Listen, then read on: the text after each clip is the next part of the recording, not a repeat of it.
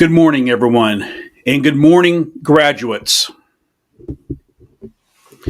General Clark, Secretary Kendall, General Alvin, members of the faculty, members of Congress, distinguished guests, proud families, and most importantly, the class of 2025. Good morning. It's an honor to be with you on this proud and joyful day.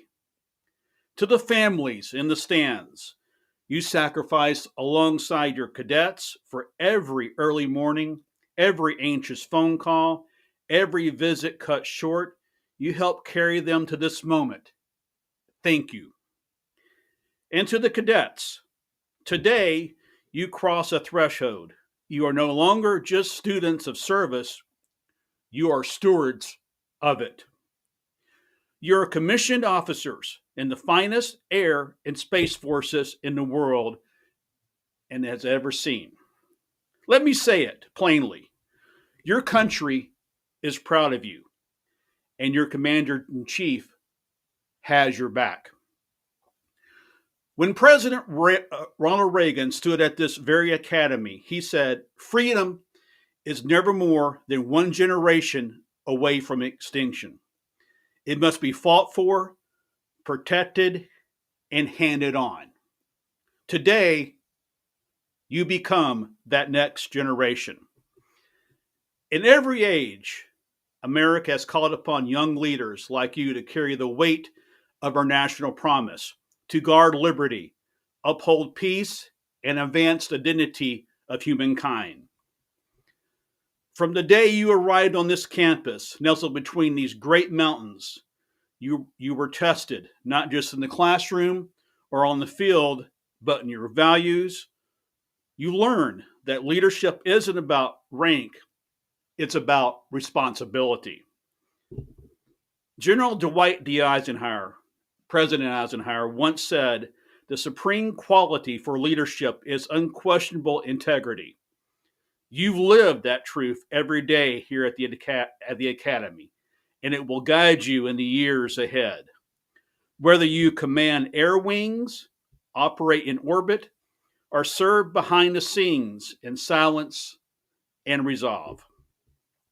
You're entering a world of fast-moving threats from cyber and hypersonic weapons to the contested domains of space and artificial intelligence. But you are ready.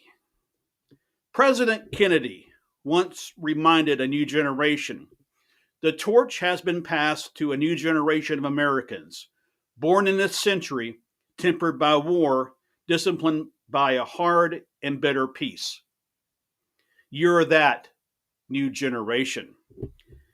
And as President Biden once said, we lead by the example of our power, but by the power, we lead not by the example of our power, but by the power of our example. Let's say that again.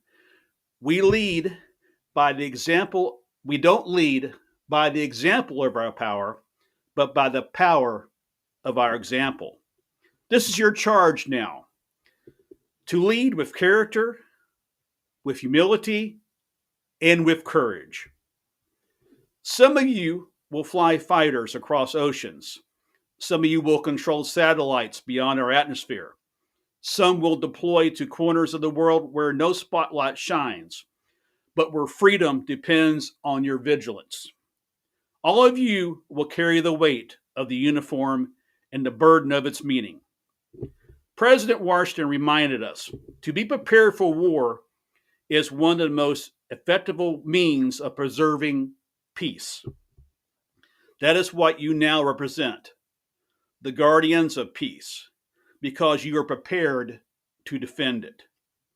And for those moments when the work is hard, the mission unclear, or the burden heavy, remember the words of General Douglas MacArthur: duty, honor, country. Those three hallowed words reverently dedicate what you ought to be, what you can be, and what you will be. Class of 2025, you're what is best about America. You're disciplined, diverse, and determined. You're the heirs to a legacy of valor and authors of our future. So raise your sights, stay true to your values, take care of your people, and never forget the power of your example.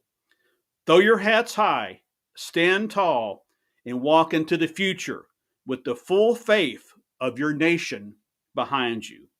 Congratulations, graduates. May God bless you. May God bless the United States Air Force and Space Force, and may He bless the United States of America. Thank you all very much. Thank you, thank you, thank you.